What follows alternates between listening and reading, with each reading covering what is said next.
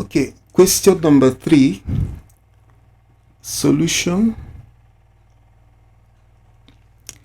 We are given that V, instantaneous voltage, is equal to 4 sine 120 pi t.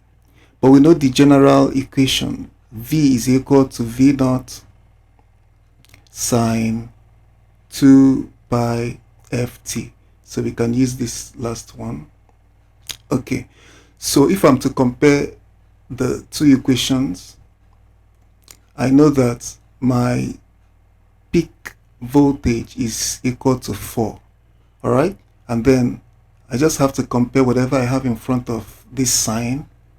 I will equate it to whatever I have in front of this sign. That's just it. So V naught is already 4 volts. I've got that one.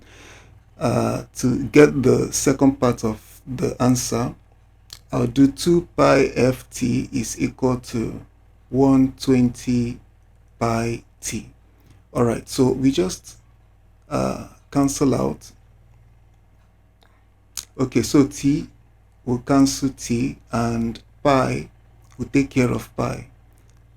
So we'll be left with 2f is equal to 120.